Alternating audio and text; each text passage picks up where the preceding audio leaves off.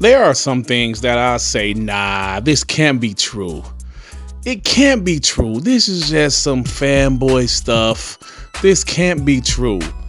But when you consider all of the things that's been happening lately when it comes to PlayStation and how they feel about Xbox acquiring Activision Blizzard, and how PlayStation has put it out there that they do not want this acquisition to happen, I'm starting to think, damn, is this true?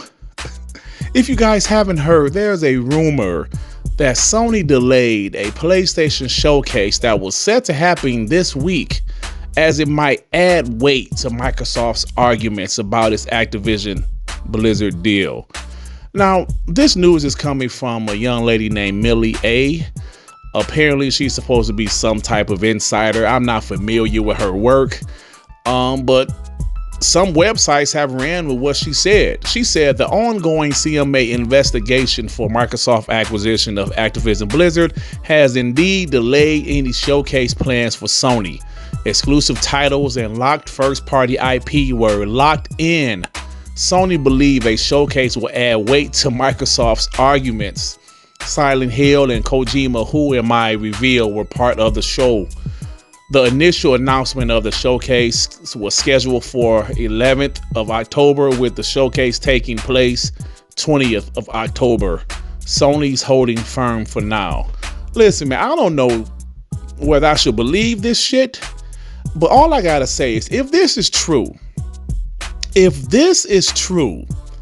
PlayStation is focusing all of their energy on trying to block this Activision Blizzard deal more than showcasing a future roadmap for their crybaby ass fan base.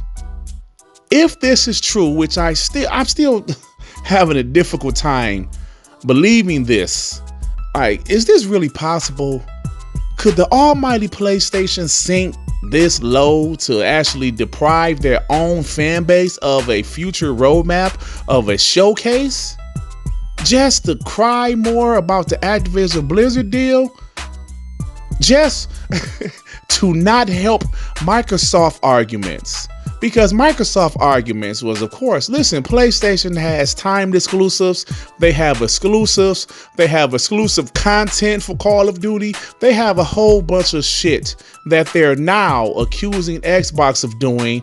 And they're demanding that Xbox don't do some of the same things PlayStation is doing currently.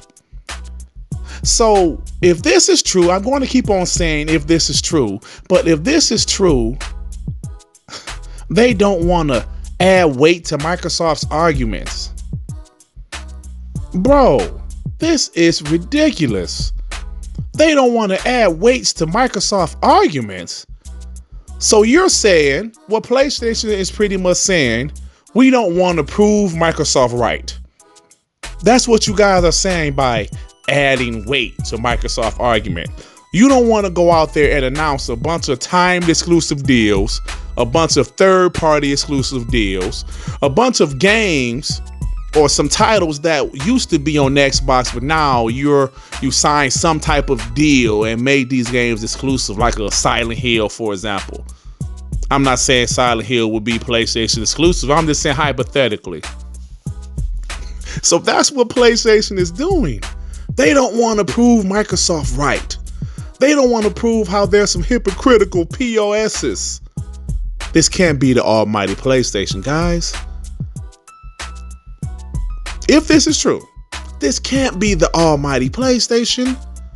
All of these bangers, God of War Ragnarok, Horizon Forbidden West, The Last of Us franchise, all of these bangers, quote unquote, but it's all about Call of Duty. Let that sink in. All of PlayStation first party. Let that sink in. How PlayStation is going above and beyond to stop this Activision Blizzard deal because they don't want Call of Duty to leave the platform. They don't want Call of Duty to go into Game Pass day one. And I gotta admit, I'm tired of talking about this shit. We've been talking about this ABK Activision Blizzard deal for so damn long. But it seems like every week there's something new. And this one is crazy, guys. PlayStation fanboys have been wanting a showcase. As bad as 2022 have been for Xbox as far as big AAA first-party games, they still had an E3. All PlayStation has had is a punk-ass state of play. A state of play. A 25-minute show. So the PlayStation fanboys are like, yeah, we want to see PlayStation's roadmap. We want to see the future. What do you guys have? They ain't showing y'all a damn thing.